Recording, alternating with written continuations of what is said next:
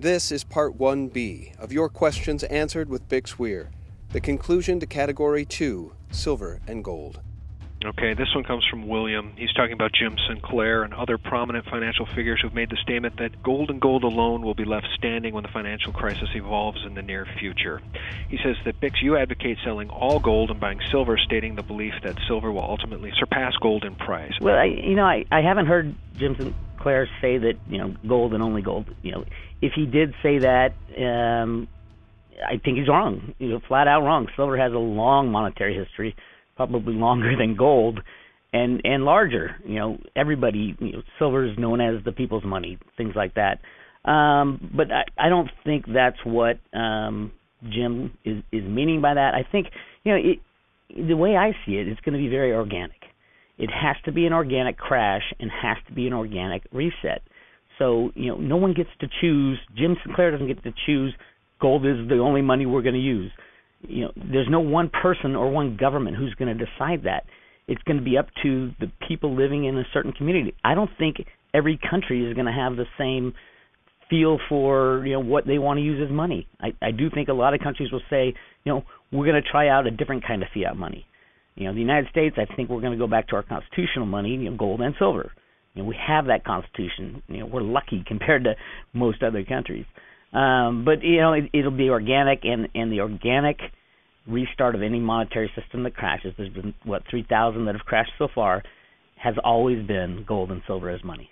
Okay, this one comes from Ricardo now. Bix, as you know, the Shanghai Futures Exchange opened up their silver trading contract, and Ricardo wants to know, is that going to help end the manipulation in silver? No, not at all. I mean, it's just another exchange. The reality is the opening of that exchange, what does it mean? People can go out and buy as much silver as they want today, supposedly. Can they get it delivered? Will the government go after you if you try to do it? That's a different question. But the end of silver manipulation will be the end of the entire monetary scheme, the rigged monetary scheme that we live in today. So, it won't be the adding of an exchange, because once you end silver manipulation, you can kiss everything else goodbye as well, because you have to have control of gold and silver to have an unbacked fiat money system. That's the only reason it's lasted since 1971, is the computer rigging of the gold and silver market. Okay, this next one is a tough one. It comes from CA. There's been a lot of people stating that gold and silver shares are unsafe, and boy, has that been true over the last year. When the collapse does come, there will be so much money floating around that it will have to gravitate to gold and silver shares, he thinks, due to the fact that most money managers won't buy physical at all. Does that seem plausible to you? This has always been kind of it was one of my early calls to get out of the shares, and I owned gold and silver mining shares for a long time, all since 2000 up to probably 2007. And the reality of, you need to understand the full scope of the crash. The scope of the crash will not be, it's a little banking, hiccup that we saw in 2008. It will be complete, with the complete destruction of all electronic and paper wealth, because of the way the banking system works. If your bank goes away, if all banks go away, all money goes away, literally. And this is electronic money. So the question kind of underestimates the size and the scope of the crash, because it assumes that there's going to be money floating around. Floating around where? Everybody's going to lose everything because the banks have gone down. All these exchanges, there'll be no more people trading. There's no money to go around if the banks go. Okay, Bix, this one comes from SD Stacker, and he's wondering about the SLV, and you've talked about hidden gold reserves, around the world, that type of thing. He's also wondering, could there be hidden silver? He says, could a secret stash of silver be behind the naked shorting of SLV? I think it's just J.P. Morgan shenanigans. What do you think? Well, yeah, I mean, it's proven that it's J.P. Morgan, because they have the $50 billion silver derivative, as reported by the is it the BIS or the one of the reporting agencies says J.P. Morgan has $50 billion in silver short. Yeah, the Bank of International Settlements, I believe. Yeah, and then it's also reported, or it's the Comptroller of Currencies, I think it puts out these reports, but it's also reported that HSBC has the large gold short, and who are the custodians for SLV is J.P. Morgan, and GLD is HSBC. Yeah, that's right. Two criminal banks run the show. So, I mean, it doesn't take much to put together what is they claim is backing it. Now, then you fall into the concept of, okay, what gives J.P. Morgan the right to claim that the physical silver in SLV can justify their short position? It is absolutely off the wall, and I've written the CFTC about this. They came back years ago. They came back and said, well, if it is in a deliverable form according to the prospectus, that would be fine. And I was saying, no, that is not fine. All they are is a custodian of that silver. They don't own it, and they should have no right to play their Ponzi scheme derivative game with it.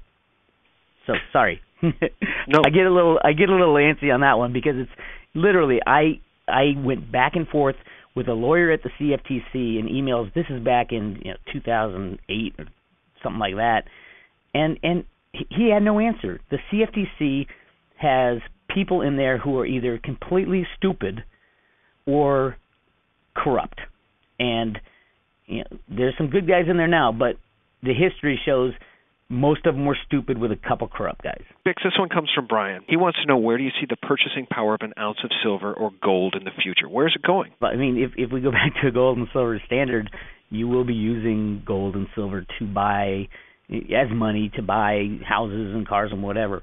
The purchasing price, the world will change. Let's just put it that way. The world will change when we go off fiat money and back to a gold and silver standard. So, when they talk about revaluation and in the conspiracy world, you hear that all the time. Well, we're going to revalue to the dinar or some Asian currency, or they're going to just revalue the dollar, and it's not going to be a revaluation. Revaluation of a currency will not happen. The revaluation will be exactly what the question asks. What is the purchasing power of the new money, the gold and silver as money? What will be the purchasing power of that money? And when you think about it, with gold and silver trading as money, all the other money gone, went down with the banks, they'll have huge purchasing power. But there will be, the revaluation concept will be, okay, how many people have how much gold and how much silver, and then what are the goods that are being produced in that kind of world? Because you really got to put your mind around the changes that will happen once the bankers are taken out. You won't be able to buy a house because there'll be no banker to borrow the money from, type of thing. So it will be a very different world. You'd have to buy a house with cash. I know that concept is unbelievable to most people today, but it wasn't 100 years ago. Well, buy a house with cash, you mean buy a house with silver? Silver, yeah. Well, silver will be the cash. Okay. Okay, Bix, well, we got to fly. Let's go on to John in Philadelphia, who asks really a very savvy question. He's saying, why haven't deep-pocketed sovereigns and hedge funds already overwhelmed the COMEX with massive buy orders and then stand for delivery? And I think to some extent that has happened, but what say you? What's actually going on with the COMEX? Why haven't the big guys, why haven't the sovereigns just driven the COMEX down and out of business? Well, there's a lot of talk about people getting paid off for not taking delivery. You look at the two big guys who ever kind of went down that road. It was the Hunt brothers, and they got taken out, literally. And then you got Warren Buffett, who basically had to give back the silver that he took from delivery to save his butt on the General Re scandal. So it will happen. It's happening on smaller amounts. Obviously the largest kind of third party out there would be Eric Sprott, but he's buying that silver for his fund, which is a bunch of people, so he can get away with that. If it was one person, and one person can do it, there are rules on the COMEX. That's the other thing, is the COMEX will change the rules on you. You're playing in their game. If you're going to get your money from, or you're going to get your physical silver from the COMEX, you have to play by their rules, and their rules, as has been seen, have changed and will continue to change for their own survival. That's right. They changed the rules to suit their own needs. Okay, this one comes from Silver Over Fiat. It says, my question to Bix would be, what weight does he put behind the 30-year cup and handle formation? What other examples of this technical sign have been seen in the past that would help others to realize this is a sound sign of a change in the silver market? Do you follow this sort of technical analysis at all? What weight do I put on it? I put a little weight on it because here's the deal. Technical analysis is used by the banking cabal to trick the market. You break through a resistance, everybody starts to sell, and then the banking cabal just piles up and buys and goes long. They use technical analysis, and they can draw literally. They sit there months beforehand drawing what they want to the price graphs to look like, so that the tech people get fooled. So it is rigged. It is a game they play with those people who are into technical analysis. And I know Richard Russell is a brilliant guy, but he has finally come around to saying, yeah, they're rigging the market. Well, what does that do to his charts? What does that do to all the Dow theory? Those charts are rigged. So the bad guys use the technicals to play against the majority of people who are watching the technicals. So I give it its worth in where the bad guys want the charts to look like and what they're going to do to people who believe in the charts. Yeah, and this has all been quantified. This sort of market rigging has been quantified by Ted Butler, Adrian Douglas, so many good people out there. So guys, just Google those names and read their research if those names are new to you. Most people know who they are. This one is from Jeff. If the paper price of silver is being manipulated and there's truly a shortage of silver, then why hasn't the physical price decoupled from the COMEX spot price? Well, it has at times. When silver dropped from $20 down below 10, you couldn't get any physical silver unless you paid like $14-15 for it. So, but that's on a retail level.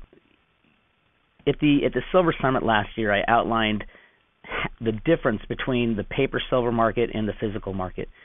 And from my research in 2011, this is an amazing number. In 2011, over 500 billion ounces of paper silver were traded. 500 billion ounces. Now, that's not taking, the open interest at the end of the day. That's counting every single trade, the high-frequency trades, all that. 500 billion ounces of physical silver. You can't even imagine. How much silver is in the COMEX warehouse, that's available, like 30 million ounces, something ridiculous. 500 billion ounces in 2007 were traded back and forth, mostly between banks to set the price. But that number is so large and so gigantic that it dominates everything else. All right, guys, this concludes part 1 of Your Questions Answered with Bix Weir.